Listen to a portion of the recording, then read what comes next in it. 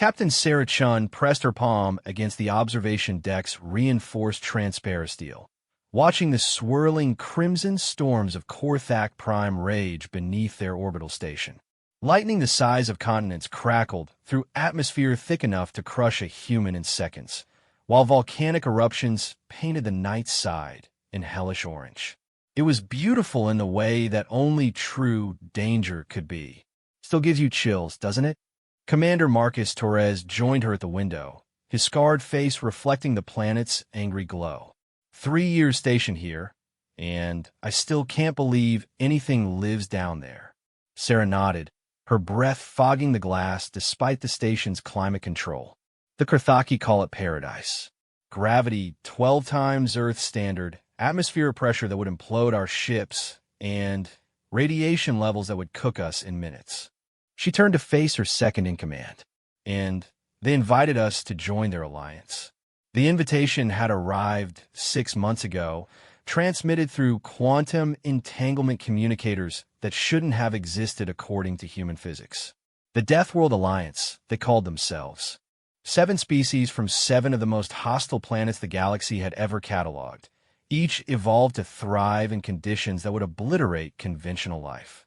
Captain Lieutenant Rodriguez's voice crackled through the comm system. Incoming transmission from the Alliance Council. They're requesting your presence at the emergency session. Sarah exchanged glances with Marcus.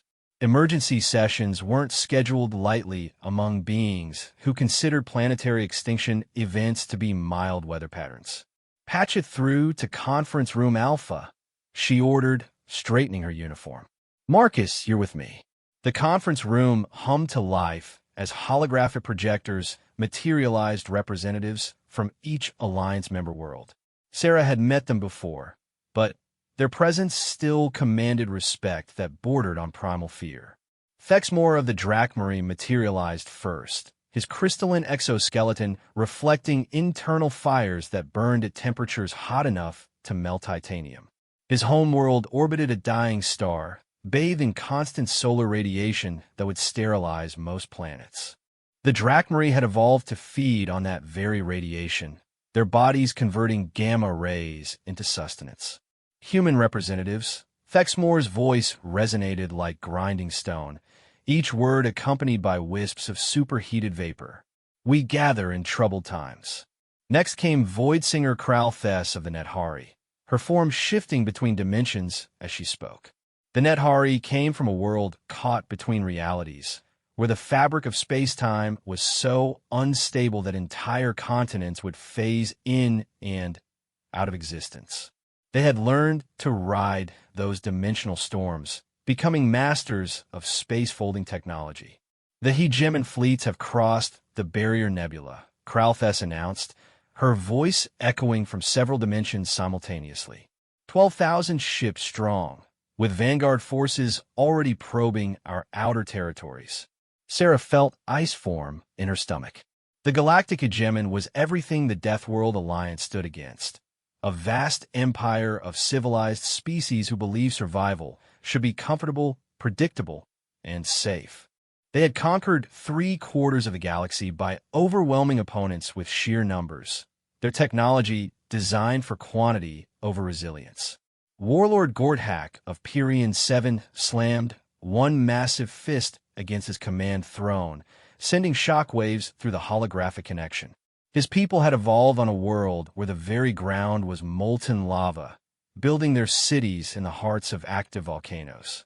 They stood 12 feet tall on average, their skin tough enough to swim through magma. Let them come.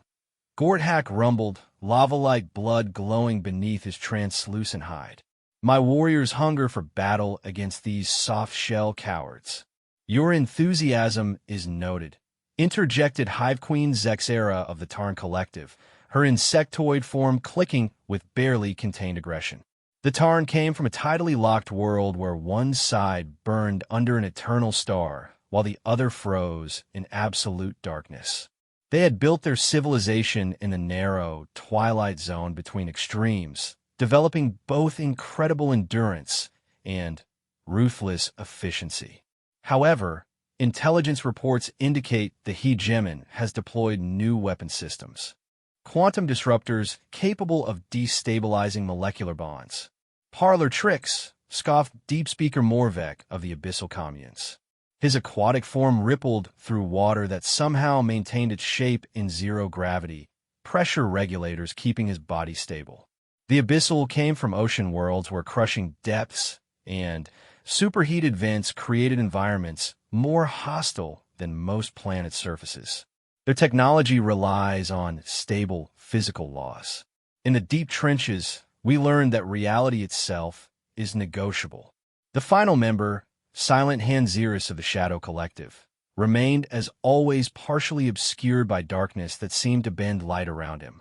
His species had evolved on a rogue planet ejected from its solar system eons ago, developing in absolute darkness and cold that approached absolute zero.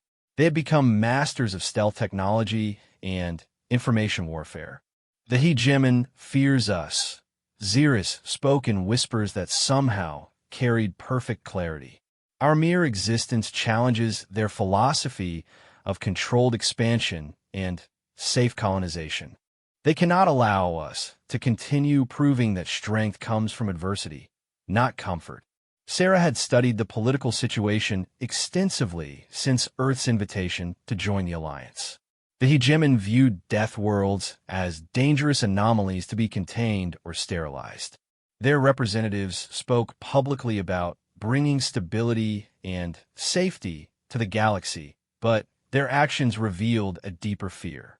The existence of species who thrived in conditions that would destroy hegemony worlds proved that their soft, protected lifestyle wasn't the pinnacle of evolution. What does the latest intelligence tell us about their fleet composition? Sarah asked, activating her tactical display.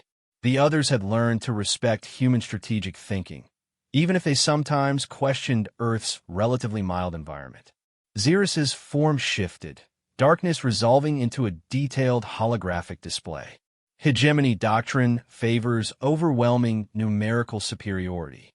12,000 ships arranged in standard formation, 3,000 heavy cruisers for 1,000 destroyers for 1,000 support vessels, and 1,000 dreadnoughts. Their strategy relies on conventional fleet engagement at maximum range. Coward's tactics, Gordhak spat, literally spitting molten droplets that hissed against his throne. Stand far away and throw rocks until your enemy falls down.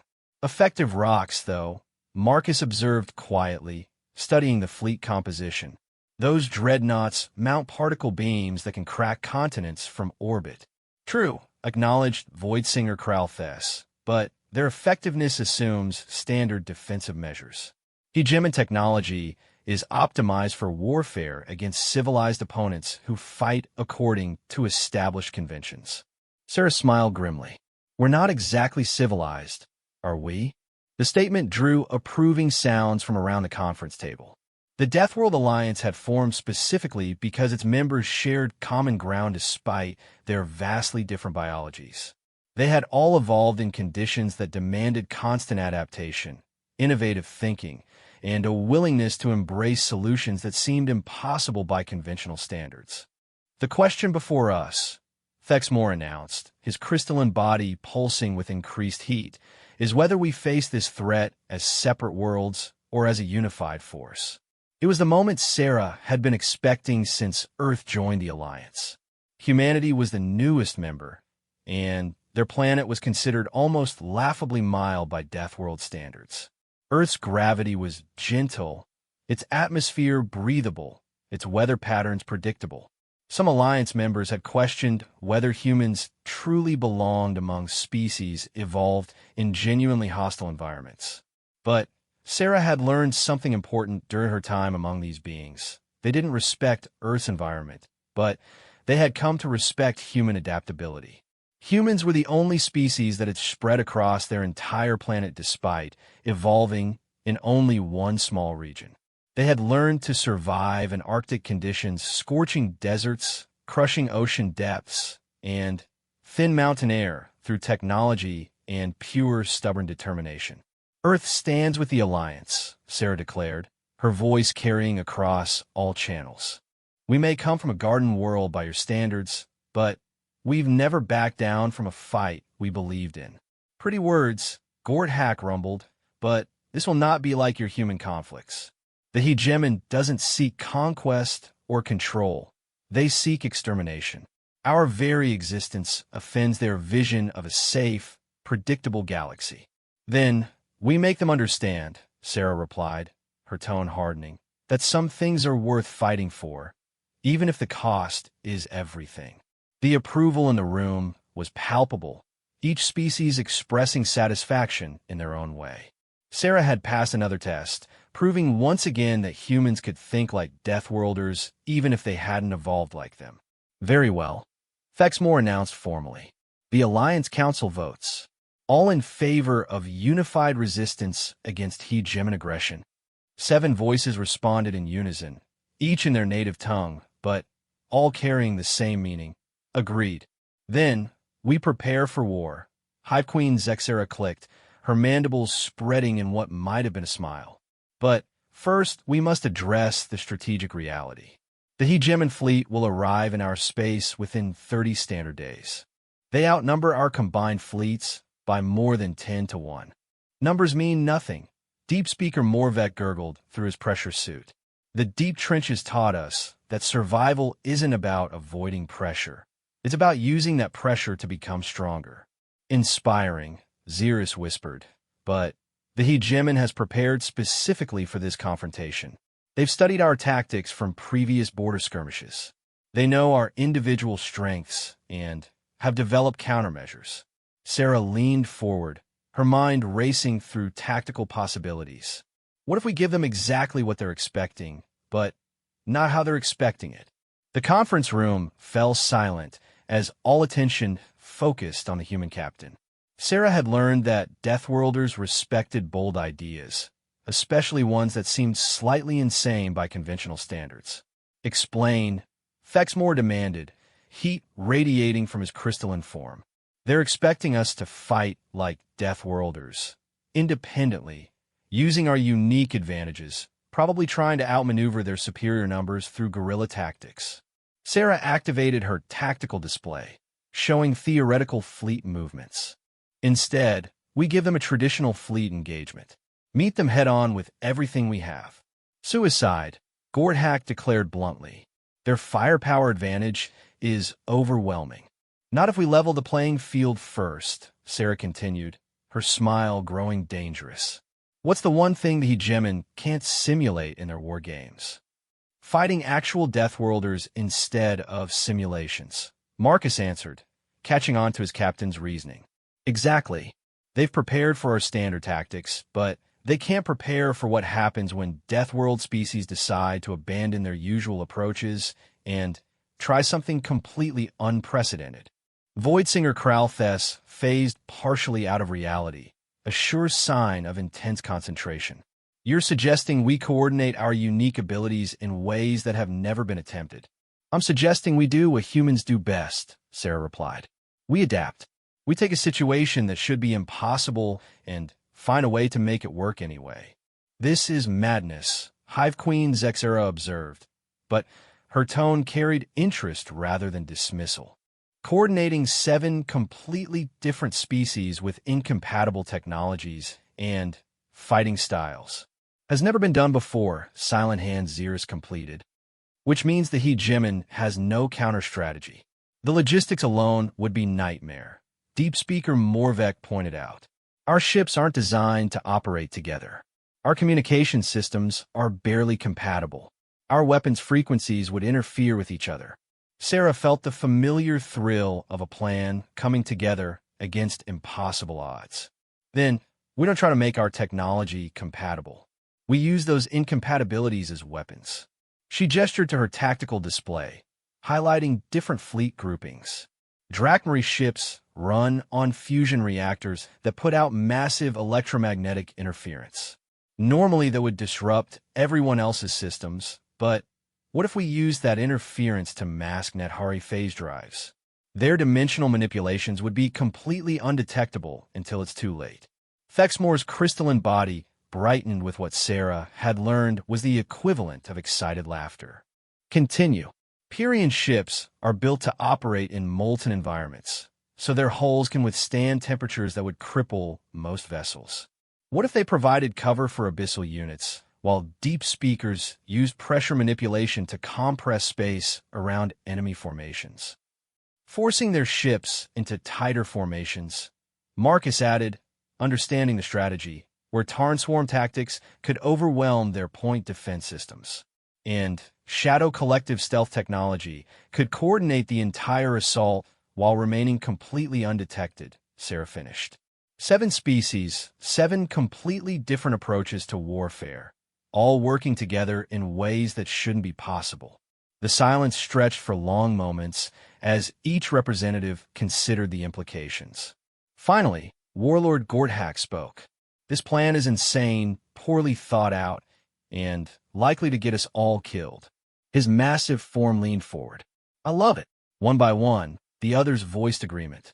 It was the kind of desperate, brilliant, utterly irrational strategy that only Deathworlders would consider seriously. More importantly, it was exactly the kind of strategy the Hegemon would never expect. We have 30 days, Thexmore announced. 30 days to coordinate technologies that were never meant to work together, train crews who have never fought alongside each other, and prepare for a battle that will determine the future of the galaxy. Then, we'd better get started, Sarah replied, already mentally drafting implementation orders. Because the one thing I've learned about Deathworlders is that we're at our best when the odds are completely impossible. As the conference dissolved and holographic representatives faded back to their respective homeworlds, Sarah remained at the observation window, watching Gorthak Prime's endless storms. In 30 days, those storms would seem peaceful compared to the chaos they were about to unleash on the Galactic Hegemon. Marcus joined her again, his expression thoughtful. You realize we're about to attempt something that's never been done in galactic history? Good, Sarah replied, her reflection ghostly against the viewport. If it had been done before, they'd know how to stop us. The next 30 days would test whether the Deathworld Alliance could truly become more than the sum of its parts. 7 species from 7 impossible worlds, united by shared adversity and an absolute refusal to surrender to overwhelming odds. The Hegemon had made their choice when they decided the galaxy was too dangerous a place for Deathworlders to exist. Now Earth and its allies would make theirs. Admiral Elena Vasquez stood in the command center of the newly constructed Joint Operations Station, watching 7 different species attempt to coordinate the impossible. Sparks flew from overloaded consoles as Drachmary technicians tried to integrate their fusion-based systems with Nethari dimensional phase drives. The electromagnetic interference was so intense that 3 human engineers had already been hospitalized with radiation sickness. Status report. Elena called to Commander Singh, her chief of operations. We're making progress, Admiral, Singh replied, consulting his hardened tablet. The standard electronic displays couldn't function within 50 meters of the active integration chambers. The Drachmary Nethari hybrid propulsion system achieved stable dimensional folding for 17 seconds before catastrophic cascade failure. 17 seconds, Elena mused. That's 13 seconds longer than yesterday. Yes, ma'am. The Pyrrhian engineering teams say they can reinforce the containment matrices with their molten metal alloys, but it means operating at temperatures that will cook our organic components. Elena nodded absently, watching through reinforced viewing ports as massive Pyrrhian warriors worked inside chambers heated to over 3,000 degrees Celsius. Their natural habitat on Pyrrhian 7 had prepared them for environments that would reduce human technology to slag in minutes. What about the Tarn coordination protocols? Hive Queen Zexera reports that her collective can maintain psychic links across dimensional barriers, but the communication lag is causing severe disorientation among human crews. Lieutenant Morrison spent 6 hours convinced he was simultaneously existing in 7 different locations. Recovery time? Full functionality restored after 18 hours of rest. The Tarn are working on limiting the psychic bleed-through, but they say human minds aren't naturally equipped for collective consciousness. Elena smiled grimly. Humans had spent their entire evolutionary history as individuals cooperating in small groups. The idea of true collective consciousness was as alien to them as individual identity was to the Tarn. But that was exactly why the combined approach might work. Each species brought capabilities that the others couldn't possibly replicate. Admiral, called Specialist Chun from the Communications Array, incoming priority transmission from the Shadow Collective. Patch it through. Silent Hand Xerus materialized in the center of the command chamber, his form barely visible even with the projection enhancers. As always, shadows seemed to bend around him in ways that hurt human eyes to observe directly. Admiral Vasquez. Xerus's whisper carried perfectly despite his apparent lack of physical substance. Our deep reconnaissance units have updated intelligence on hegemon fleet movements. Elena gestured for him to continue. The Shadow Collective stealth technology was so advanced that their scouts could apparently observe enemy formations from within the enemy's own sensor networks without being detected.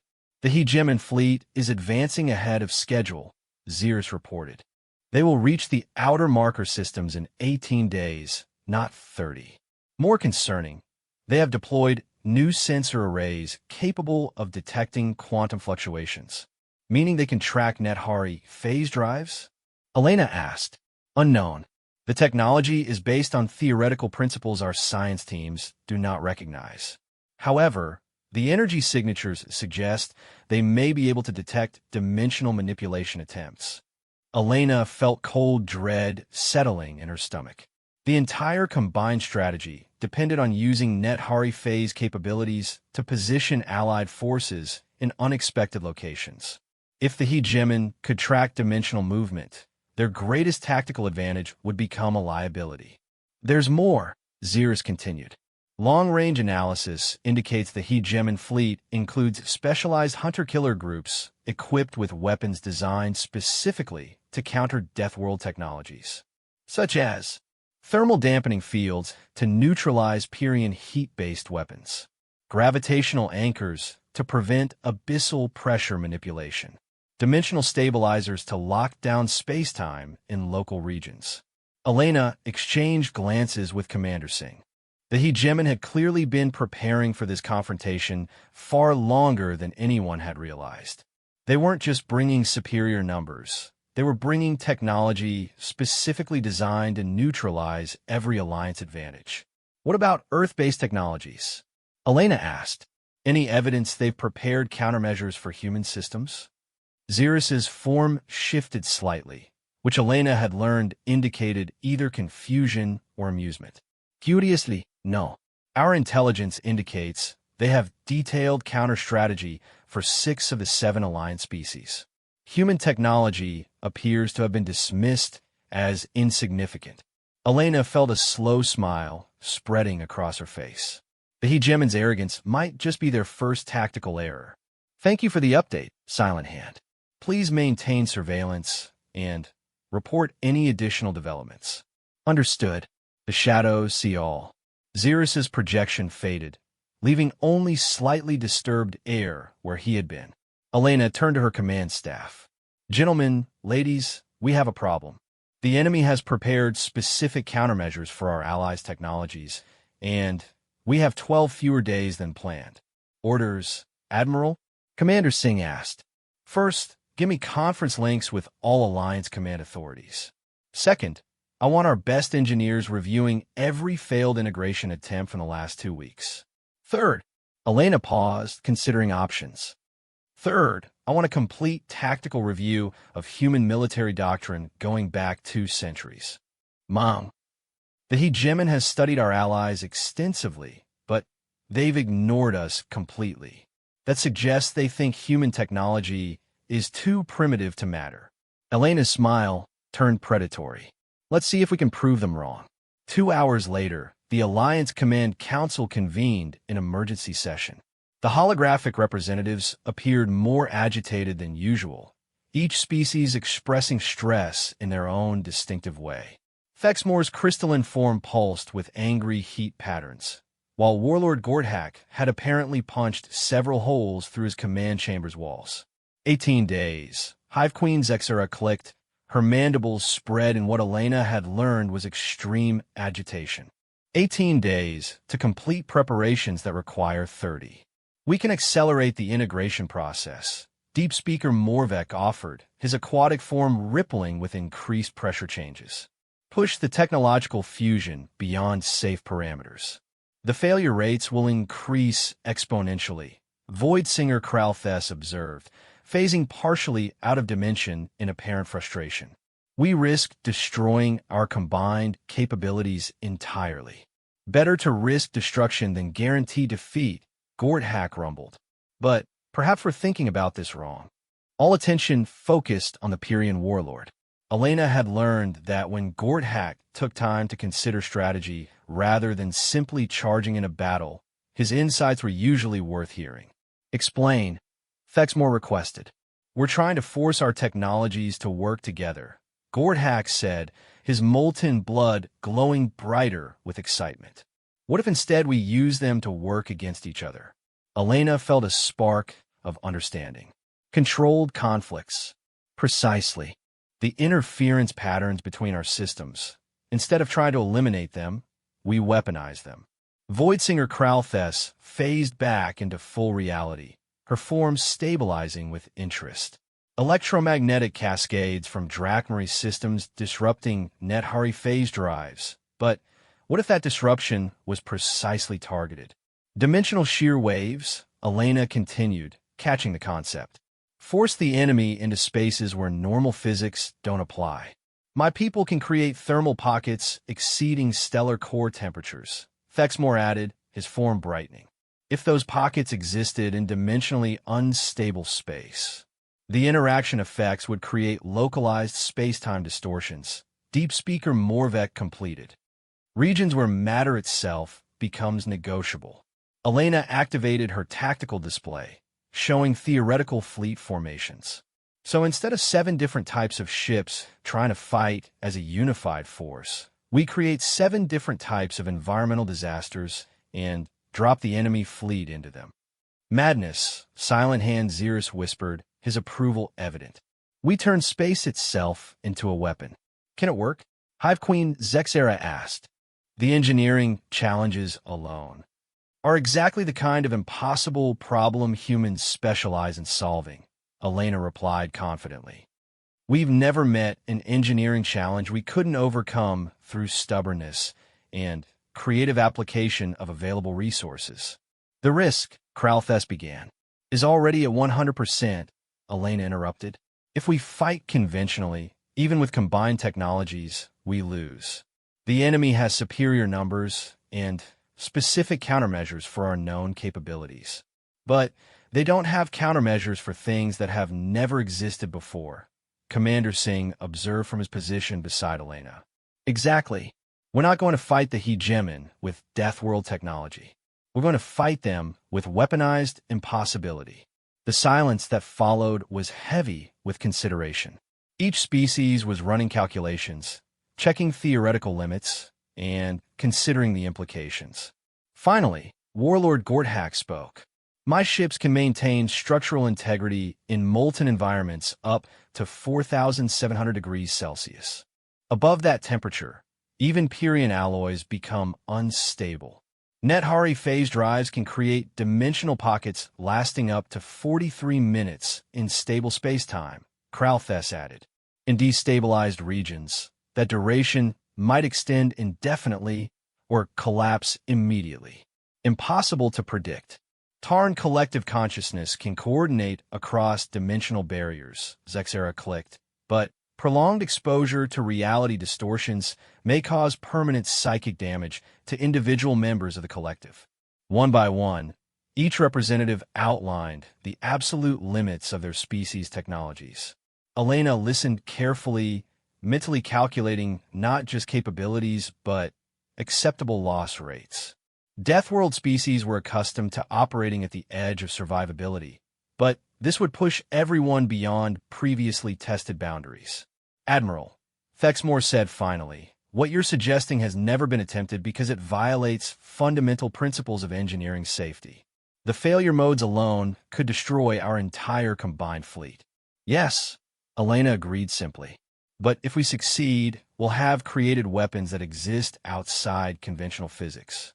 The hegemon's countermeasures are designed to neutralize known technologies operating within established parameters. And you believe human engineering can make this work? Deep Speaker Morvek asked. Elena considered her answer carefully. Human engineering specializes in making impossible things work well enough to accomplish the mission. We may not create elegant solutions, but we create functional ones. Define functional, Silent Hand Xerus whispered. In this context, functional means the enemy fleet gets destroyed and enough of our forces survive to call it a victory. Elena's expression was completely serious. I'm not promising elegant. I'm not promising safe. I'm promising results. The approval from around the conference table was immediate and unanimous. Deathworld species understood that sometimes the only victory available required accepting unacceptable losses. Very well, Thexmore announced formally. Admiral Vasquez, the Alliance places itself under human engineering coordination for the duration of this operation. Elena felt the weight of responsibility settling on her shoulders. 7 species, representing millions of lives across 7 impossible worlds, were trusting human ingenuity to find a solution to an impossible problem. It was exactly the kind of challenge that human engineers had been solving since their species first discovered fire. Accepted, Elena replied. I need complete technical specifications for all Alliance technologies, full disclosure of operational limits, and absolute authority to modify existing systems in ways that will void every warranty ever issued. Granted, came a unanimous response. Then, let's get to work. We have 18 days to build weapons that shouldn't exist to fight a battle we can't win. As the conference dissolved and representatives faded back to their respective command centers, Elena turned to Commander Singh. Sir, how do you want to proceed? Singh asked. Elena smiled with genuine anticipation. We start with the basic human engineering principle. If something seems impossible, you're probably not using enough explosives. Then, we scale up from there. And if the scaling fails, then we improvise. Humans may not be the strongest species in the galaxy, or the smartest, or the most advanced. But we're the best in the galaxy at making things work when they absolutely shouldn't. Elena moved to her planning station, already mentally organizing the greatest engineering challenge in galactic history. 18 days to create controlled chaos on a scale that would make solar flares look like birthday candles. The hegemon was bringing 12,000 ships equipped with technology specifically designed to counter Deathworld capabilities. The Alliance would meet them with weapons that existed outside the normal laws of physics, engineered by the one species crazy enough to think that was a reasonable solution to tactical disadvantage. It was going to be either the greatest victory or the most spectacular failure in military history. Elena couldn't wait to find out which Commander Jake Morrison had seen impossible things during his 15 years of military service. But watching a Drachmarie engineer work inside a chamber heated to 4,000 degrees while a Nethari technician phased in and out of reality beside him definitely ranked in the top 5. The human engineering team he led stood behind radiation, shielding thick enough to stop gamma rays, monitoring integration procedures that violated approximately 17 fundamental laws of physics. Temperature stable at 4,100 degrees, reported Specialist Davis, checking her readings 3 times before announcing them. Electromagnetic output is beyond our instrument's ability to measure accurately. Define beyond, Morrison requested, though he suspected he wouldn't like the answer. Our sensors topped out at readings equivalent to a small solar flare. That was 6 hours ago. Morrison nodded grimly. The Drachmarie human hybrid fusion chambers were operating at energy levels that could theoretically power entire star systems. The fact that they were somehow containing those forces inside a space smaller than a basketball court was either a testament to human engineering or proof that they were all completely insane. Status on the dimensional integration matrix, he called to Lieutenant Park, who was monitoring the Nethari components. Stable dimensional folding achieved for 3 hours, 14 minutes, and counting, Park replied with barely controlled amazement. The pocket dimension we've created is approximately 17 cubic kilometers and exists partially outside normal space-time. And the contents of that dimension? Unknown. Our instruments can't penetrate the barrier, and the Nethari say their phase drives are detecting spatial geometries that shouldn't be mathematically possible. Morrison moved to the central monitoring station, where a joint team of human, Tarn, and abyssal technicians were tracking the overall integration progress.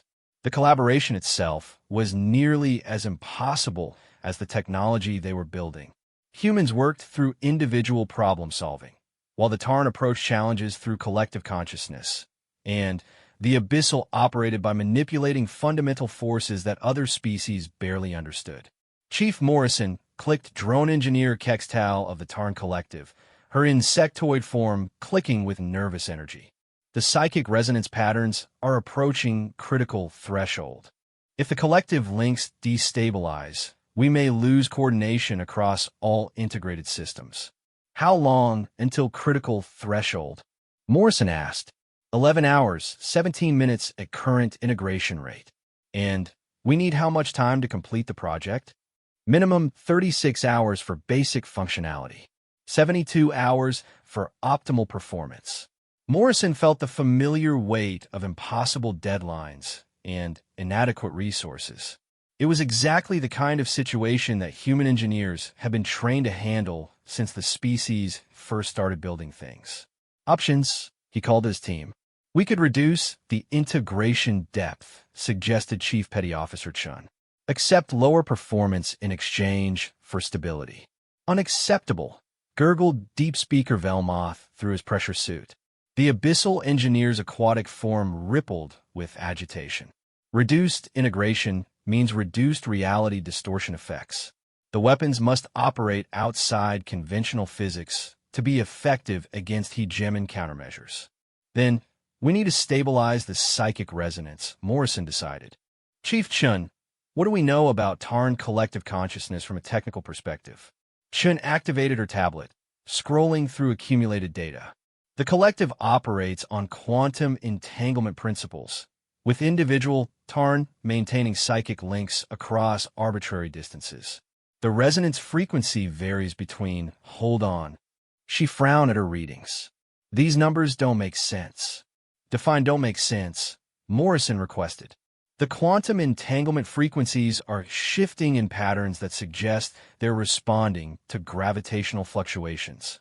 But the gravitational changes are being caused by the mass distortions from the dimensional pockets, which are being stabilized by the psychic resonance, which is being disrupted by the gravitational fluctuations.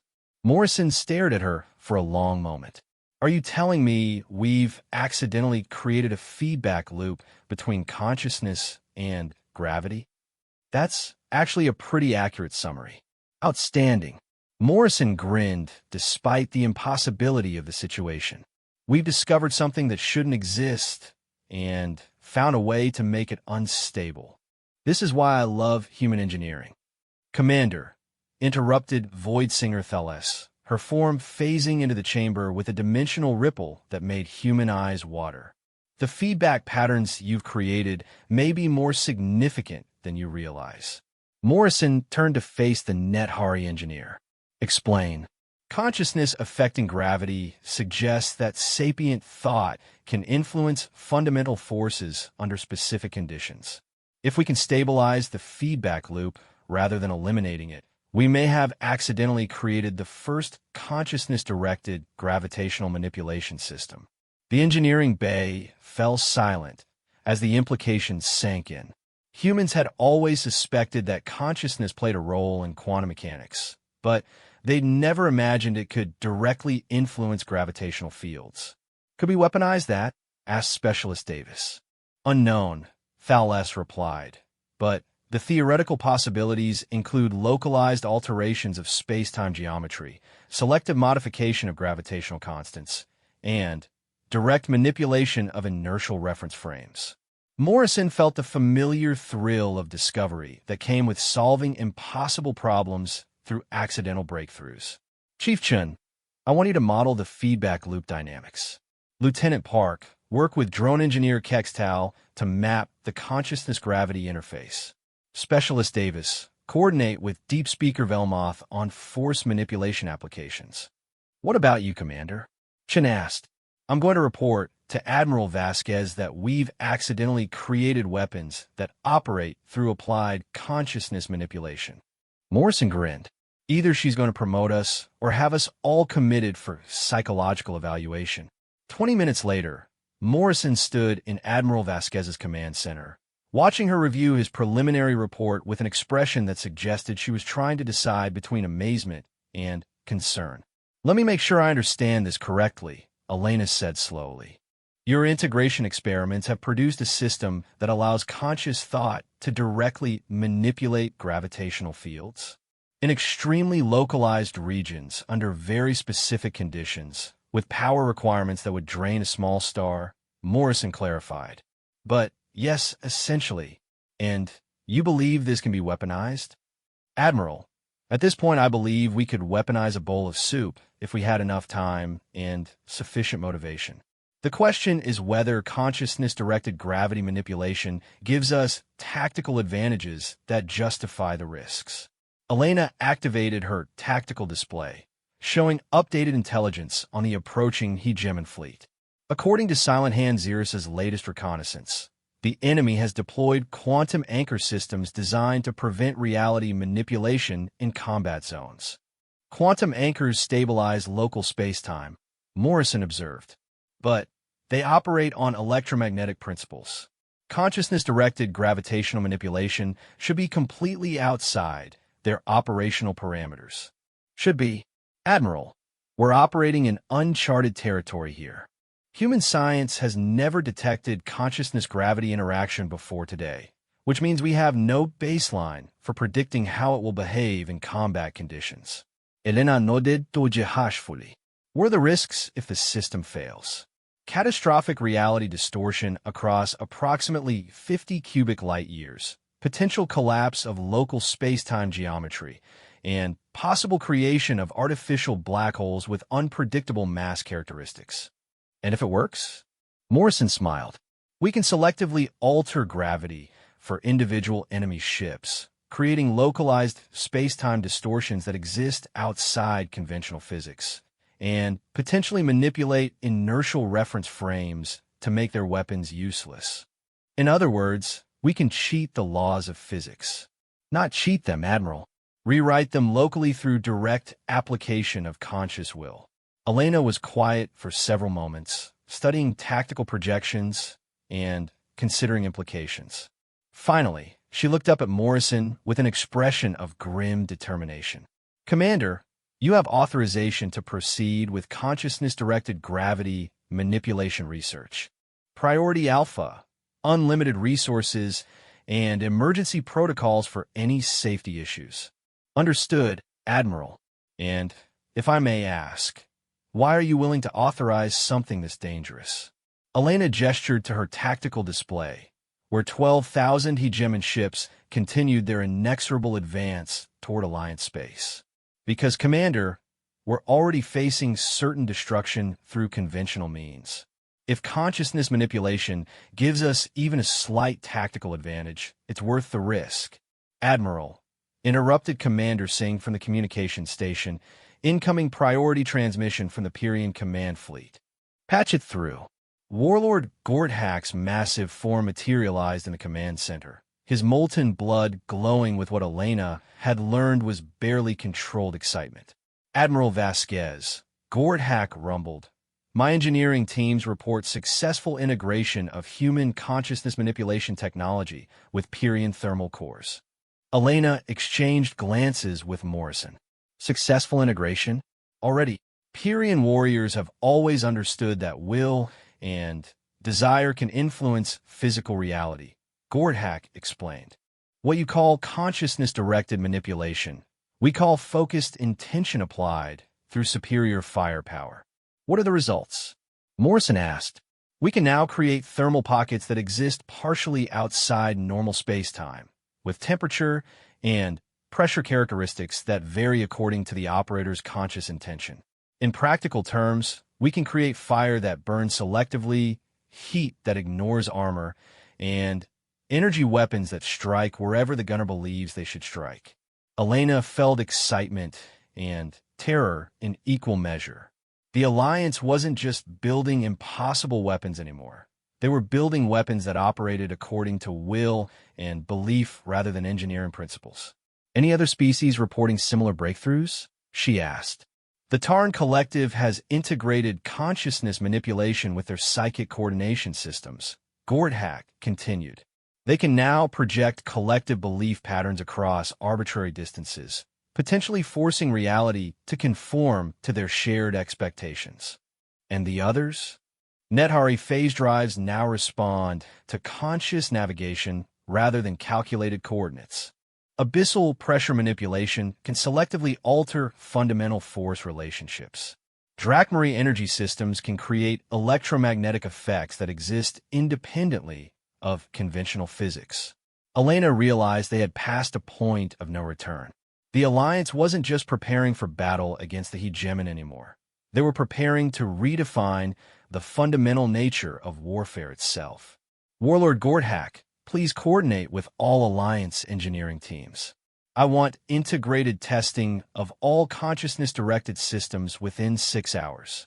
Understood, Admiral. And may I say, this is the kind of warfare my people have dreamed of for generations. Battle where victory depends not just on superior technology, but on superior will. Let's hope our will is superior to theirs, Elena replied. Because if we're wrong about this, we're not just facing defeat. We're facing the possibility of accidentally destroying large portions of the galaxy. As Gordhack's projection faded, Elena turned to Morrison with a mixture of pride and concern.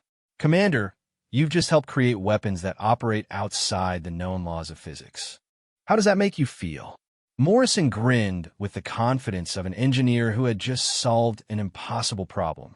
Like we're about to show the Hegemon why you should never underestimate a species that's willing to rewrite reality when the alternative is surrender.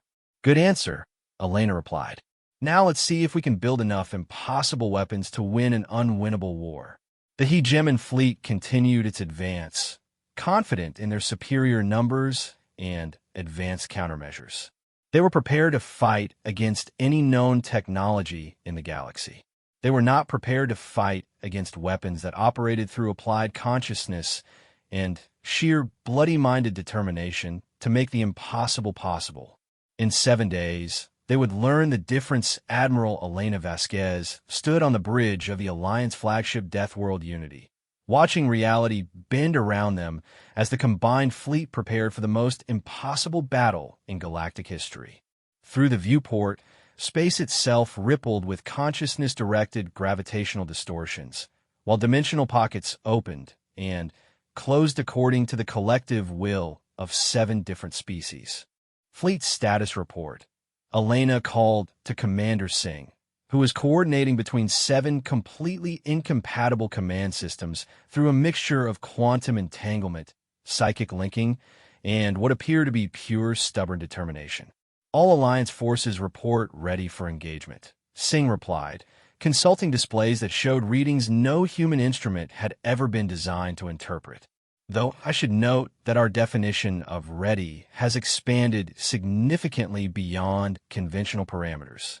Elena nodded, watching a Pyrian dreadnought phase partially out of reality while its molten armor glowed with heat that existed outside normal thermodynamic laws.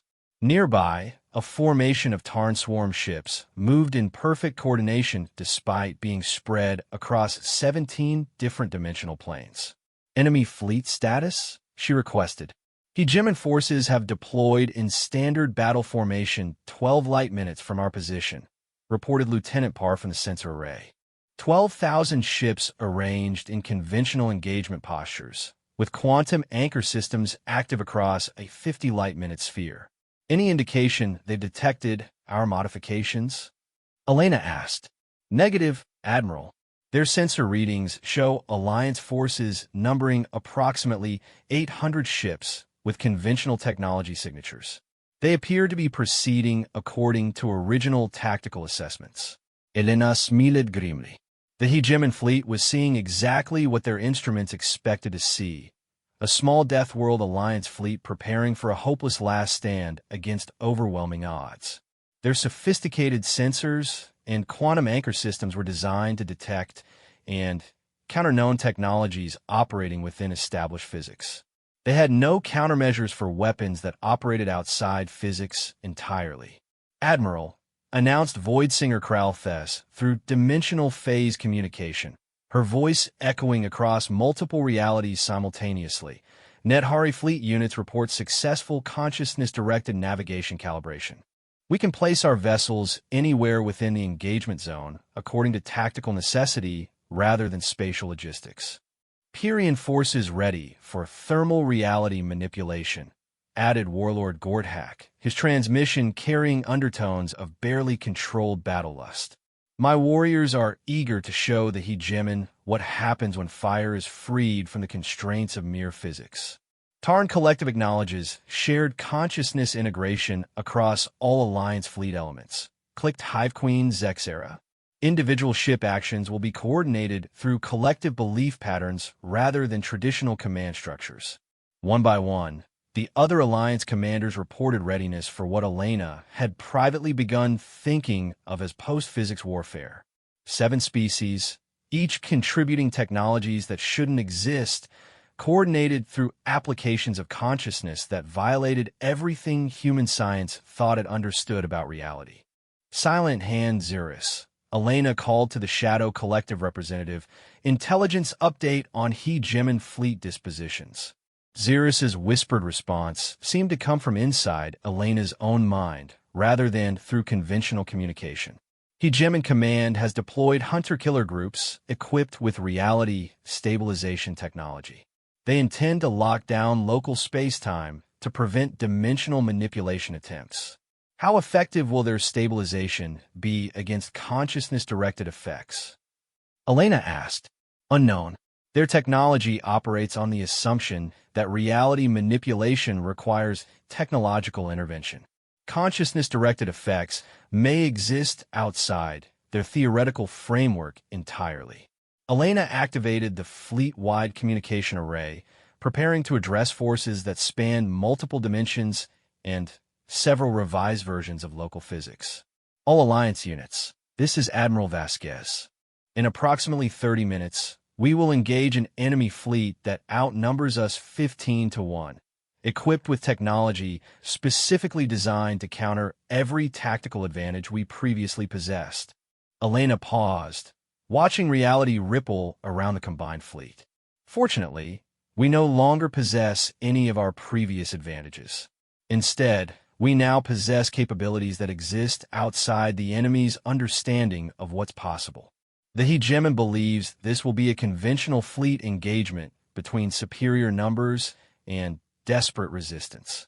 They have prepared for Deathworld tactics, guerrilla warfare, and exotic technology applications.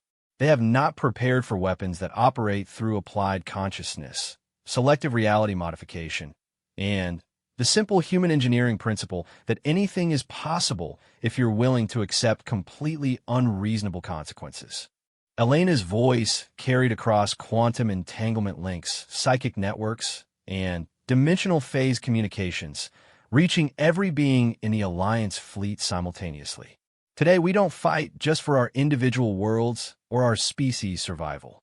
We fight to prove that reality itself is negotiable when beings are willing to risk everything for what they believe is right. The Hegemon represents safety, predictability, and the belief that the universe should be comfortable and controllable. We represent the opposite. We represent the conviction that sometimes impossible things happen because somebody was stubborn enough to make them happen. Elena paused, watching enemy formations continue their approach toward what they assumed would be a conventional battle. Alliance fleet, engage consciousness-directed reality modification systems. Prepare for post-physics warfare. And remember, the enemy can only destroy us if we allow conventional physics to apply to this engagement. All units acknowledge. came the simultaneous response from 7 species speaking in perfect coordination despite using completely different communication methods. Elena turned to her tactical display, which now showed enemy and friendly forces as probability clouds rather than fixed positions. When your ships could exist in multiple dimensions simultaneously while your weapons operated according to conscious intention rather than ballistic trajectories, traditional tactical mapping became meaninglessly inadequate. Commander Singh, signal the fleet to advance. Let's show the hegemon what happens when Deathworlders decide to rewrite the rules of warfare. The Alliance fleet began to move, though move was an inadequate description for what actually occurred. Nethari's ships phased across dimensional boundaries, appearing in locations that violated causality. Pyrian vessels projected thermal fields that existed independently of their source, creating areas of space where fire burned without fuel and heat traveled faster than light. Tarn formations coordinated through collective consciousness links that allowed individual ships to respond to tactical situations before those situations had actually developed. Enemy fleet responding to our advance, reported Lieutenant Park. Standard acceleration patterns, conventional formation adjustments. No indication they've detected reality modification systems. Distance to engagement range? Elena asked. Conventional weapons range in 14 minutes. Optimal range for consciousness-directed effects. Admiral, we don't have baseline measurements for consciousness-directed weapons range. Elena smiled with anticipation that was part excitement and part terror.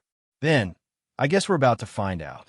The hegemon fleet maintained perfect formation as they approached what their instruments showed as a conventional Deathworld Alliance force. Their quantum anchor systems were active, their reality stabilizers were online, and their countermeasure systems were primed to neutralize every known Deathworld technology. At exactly 13 light minutes distance, the Alliance fleet opened fire with weapons that existed outside conventional reality. Warlord Gorthak's consciousness-directed thermal manipulation created pockets of fire that appeared directly inside enemy ship hulls, burning with heat that ignored armor, shielding, and the fundamental laws of thermodynamics. Pyrian weapons operators concentrated on the belief that their fire could burn anything, and reality obligingly reorganized itself to make that belief accurate. Voidsinger Kralthes led Nethari phase drive units in dimensional attacks that struck enemy ships from directions that didn't exist in normal space-time. Nethari navigators focused their consciousness on the certainty that their weapons could reach any target regardless of intervening obstacles, and space-time folded to accommodate their expectations. Hive Queen Zexera coordinated Tarn swarm attacks through collective consciousness links that allowed thousands of individual ships to function as a single organism with precognitive tactical awareness. The Tarn collective believed absolutely in their ability to predict and counter enemy responses, and the universe apparently decided their belief was more important than linear time.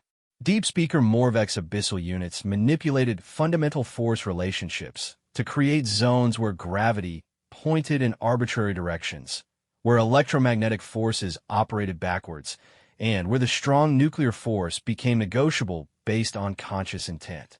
Thexmore's Drachmary formations projected electromagnetic effects that existed independently of their generating sources, creating energy fields that moved according to operator will rather than physical laws. Drachmary engineers had collectively decided that electromagnetic radiation could carry consciousness as well as information, and reality had accepted their decision.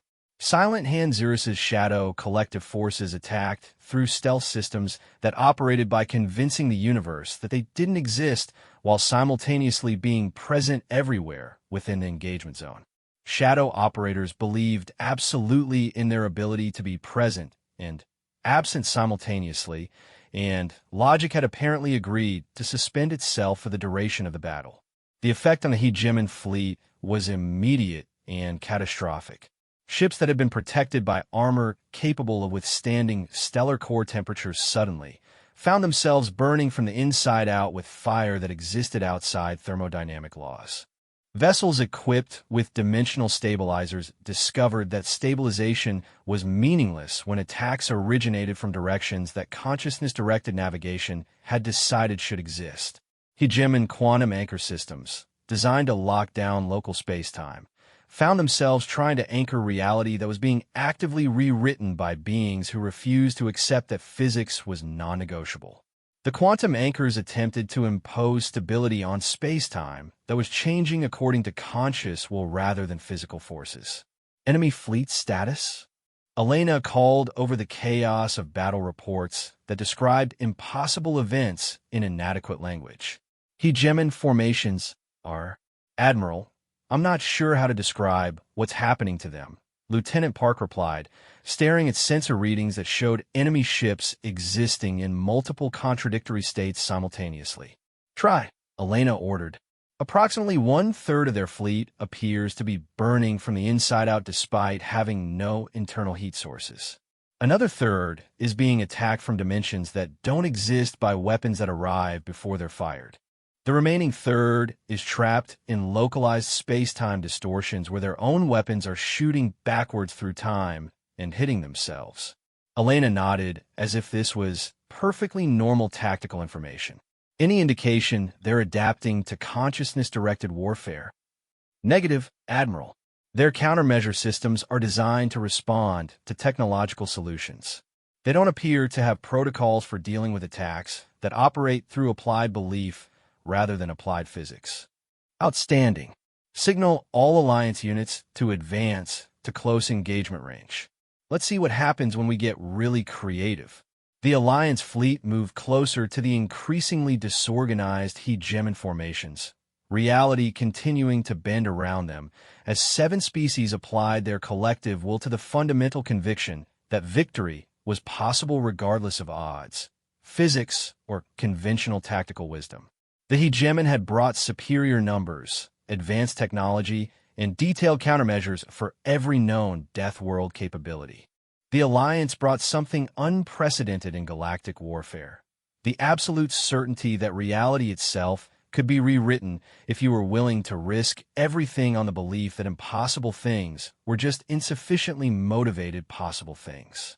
As the engagement intensified, and space-time continued reorganizing itself according to conscious will rather than natural law, Elena realized they weren't just winning an impossible battle.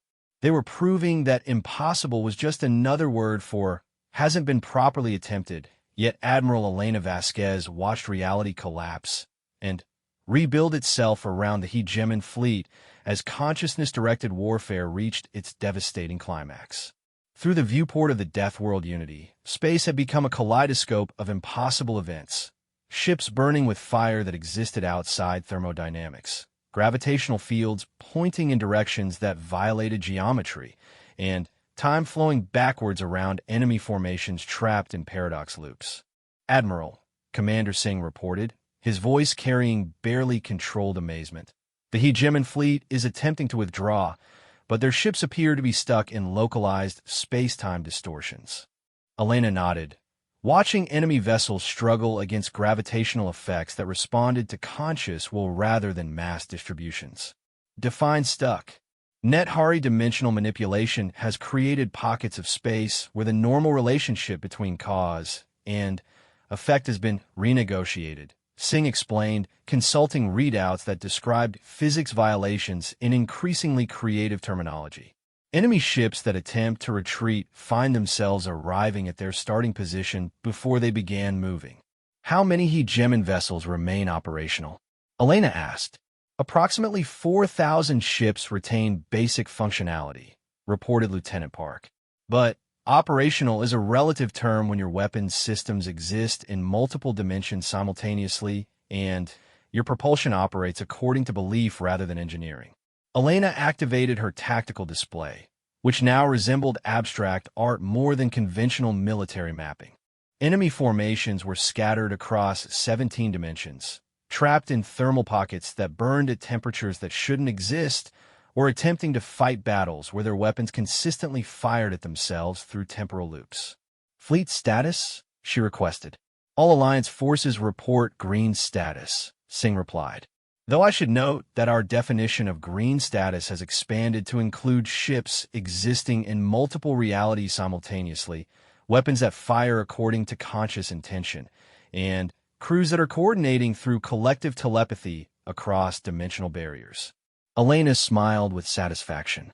The Alliance had not only survived contact with an enemy force 15 times their size, they had redefined the nature of warfare itself while doing so. Admiral, announced Silent Hanziris through dimensional communication that seemed to originate from inside Elena's thoughts. Deep reconnaissance indicates he Gem in command is attempting to deploy reality stabilization devices of unprecedented scale. Define unprecedented scale, Elena requested. Class 7 quantum anchors capable of locking down space-time across entire star systems, Xeris whispered. The technology appears to be based on principles our science teams don't recognize. Elena felt cold dread replacing her satisfaction. Deployment time frame? Unknown. The devices operate outside conventional physics, but not outside physics entirely. Unlike our consciousness-directed systems, they appear to require massive technological infrastructure. Admiral, interrupted Voidsinger Kralthes through phase communication.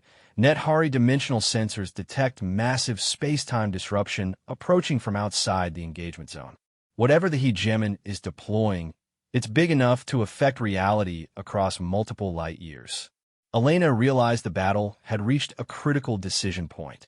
The Alliance had proven that consciousness-directed warfare could defeat superior numbers and advanced technology, but the hegemon was apparently prepared to deploy weapons that operated on galactic scales.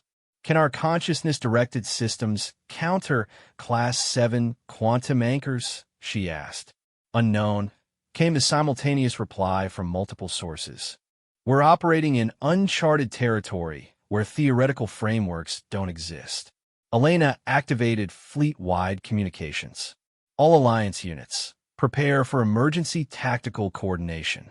We may be facing technology designed to neutralize consciousness-directed reality manipulation. Admiral, called Warlord Gordhack through quantum entanglement links. My warriors report that hegemon reality stabilization attempts are affecting our thermal manipulation systems.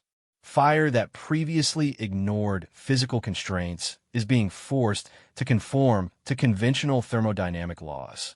Confirmed here, added Deep Speaker Morvek.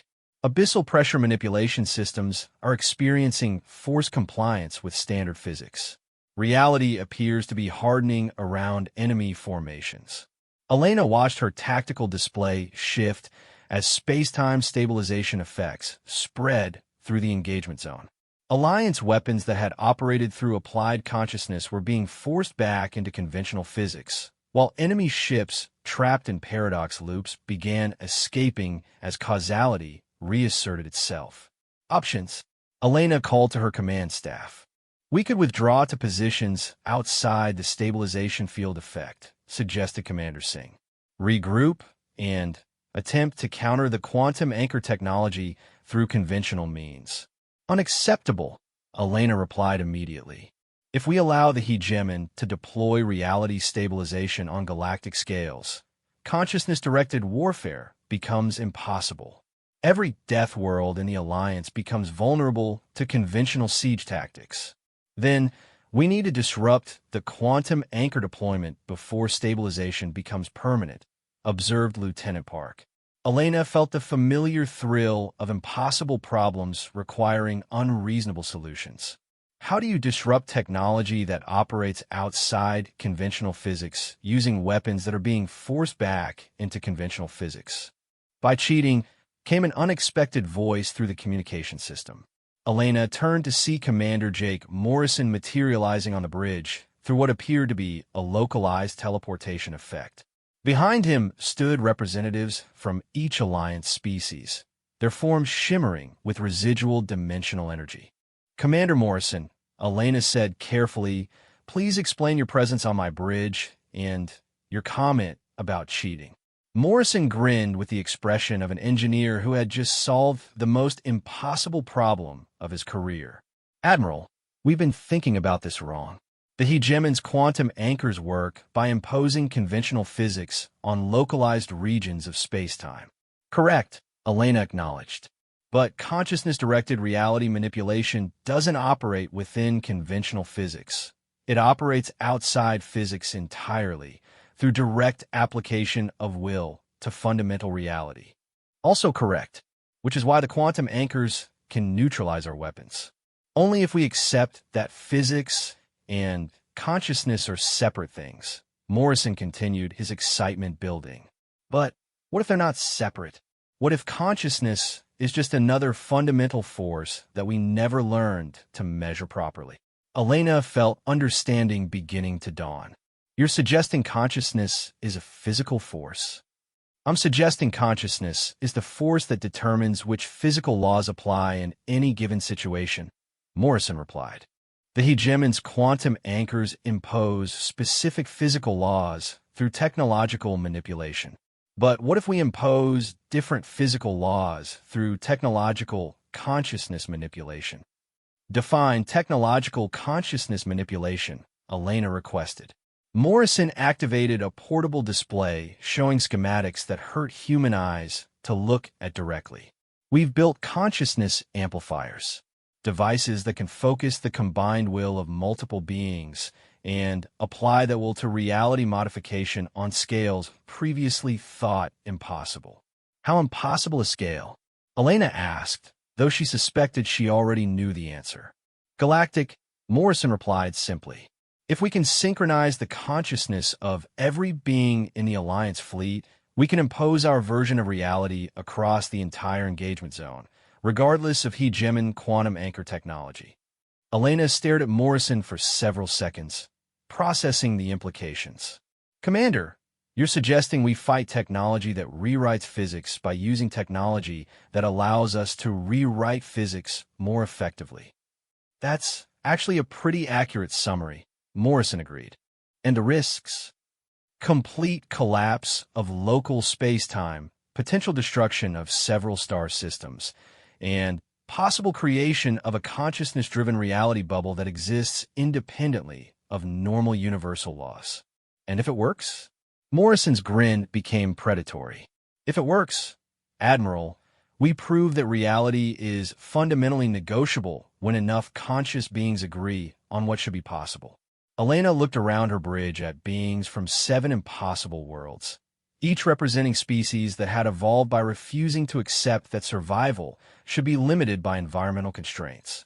They had already proven that consciousness could direct reality on tactical scales. The logical next step was strategic scale application. How long to implement consciousness amplification across the entire fleet? Elena asked. The systems are already online, Morrison replied. We just need authorization to activate them. Elena felt the weight of decision that would affect not just the outcome of this battle, but the fundamental nature of reality itself. If consciousness amplification worked, it would prove that sapient beings could directly influence universal laws. If it failed, it might destroy everything within several light years. Authorization granted, Elena declared. Activate consciousness amplification systems. All Alliance forces prepare for reality scale manipulation. Acknowledged came responses from 7 species speaking in perfect coordination across multiple communication methods. Elena watched as consciousness amplifiers throughout the Alliance fleet came online, creating a network that connected every sapient mind in the engagement zone. Human determination linked with Pyrrhian aggression, Nethari dimensional awareness, Tarn collective consciousness, Drachmary energy focus, abyssal force manipulation, and shadow stealth coordination. The effect was immediate and overwhelming. Reality around the combined fleet began shifting not according to individual will, but according to collective certainty shared across thousands of beings from worlds where impossible things happened every day. Space-time responded by reorganizing itself according to Alliance expectations rather than hegemon technology. Hegemon quantum anchors are failing, reported Lieutenant Park with amazement. Reality stabilization fields are being overridden by collective belief that they shouldn't exist. Elena watched her tactical display as enemy formations found themselves trapped not by individual alliance weapons, but by space itself reorganizing according to the combined will of beings who absolutely refused to accept defeat. Enemy fleet status? Elena requested. The remaining hegemon ships are experiencing cascading system failures as their technology attempts to operate in space-time that no longer follows the physical laws they were designed for, Singh reported. Their quantum anchors are trying to stabilize reality that's being actively rewritten by 10,000 conscious beings working in coordination. Elena opened fleet-wide communication channels. All hegemon forces, this is Admiral Elena Vasquez of the Deathworld Alliance. Your quantum anchor technology has failed. Your reality stabilization systems have been overridden. Your fleet is trapped in space that operates according to our collective will rather than your engineering expectations. You have one opportunity to withdraw from Alliance space and never return. If you refuse this opportunity, we will demonstrate that consciousness-directed reality manipulation has no upper limits when applied by beings who have evolved to make the impossible possible. The response came from the Hegemon Fleet flagship, transmitted through standard communication protocols that seemed pathetically inadequate compared to Alliance consciousness linking systems. Admiral Vasquez, this is Grand Admiral Cortex of the Galactic Hegemon. What you're doing violates fundamental universal laws. Reality cannot be rewritten through conscious will alone. Elena smiled with the confidence of someone who had just proven that fundamental universal laws were more negotiable than most people realized. Grand Admiral Cortex, you're wrong about reality. It turns out that conscious beings can negotiate with the universe when they're willing to risk everything on the belief that impossible things are just another word for insufficiently motivated possible things. The Deathworld Alliance has made our choice. We choose to believe that reality serves consciousness rather than the other way around. We choose to prove that beings from impossible worlds can achieve impossible things when they work together toward impossible goals. Elena paused, watching hegemon ships struggle helplessly against space-time that responded to Alliance will rather than physical laws. Now you get to make your choice, Grand Admiral.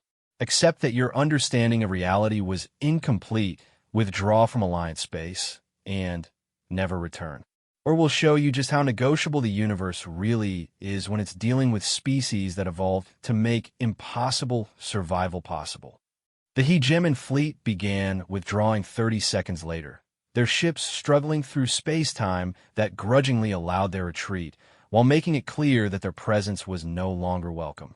As the last enemy vessel disappeared beyond the edge of Alliance space, Elena turned to address her combined fleet. All Alliance forces, this is Admiral Vasquez. Today we have proven that reality itself serves those who are willing to fight for what they believe is right. The Deathworld Alliance has shown the galaxy that consciousness is the ultimate technology, that will is the ultimate weapon, and that beings from impossible worlds can achieve impossible things. Elena paused, watching space return to normal physics as consciousness amplifiers powered down and reality settled back into conventional patterns. Today, Earth and our Alliance partners have taken more than victory from a superior enemy force. We have taken the right to determine our own relationship with reality itself. The galaxy now knows that Deathworlders don't just survive in impossible conditions. We make impossible conditions serve our purposes. Elena smiled as reports came in from across Alliance space. The hegemon retreat had been detected by civilizations throughout the galaxy. Word was already spreading that a small alliance of Deathworld species had defeated the mightiest fleet in galactic history, using weapons that shouldn't exist, tactics that violated physics, and the simple principle that reality was negotiable when approached by beings with sufficient determination. The Deathworld Alliance had made their choice when they decided to stand together against impossible odds. The galaxy was about to discover that Earth and her allies had effectively rewritten the rules of what was possible when conscious beings refused to accept limitations as permanent conditions. And now, With the throne of galactic power vacant after the hegemon's humiliating defeat, the Deathworld species who had proven that reality served well rather than the other way around were positioned to claim leadership of a galaxy that was about to learn new definitions of what it meant to be strong. The age of controlled expansion and safe colonization was ending. The age of consciousness-directed reality was about to begin. And Earth, the garden world, whose people had learned to make impossible things possible through sheer stubborn determination, now sat upon a throne built from the wreckage of conventional physics and defended by weapons that operated through applied will rather than applied force. The Deathworld Alliance had made their choice. Earth had taken the throne, and reality itself had agreed that perhaps it was time for conscious beings to have a more direct say in how the universe operated.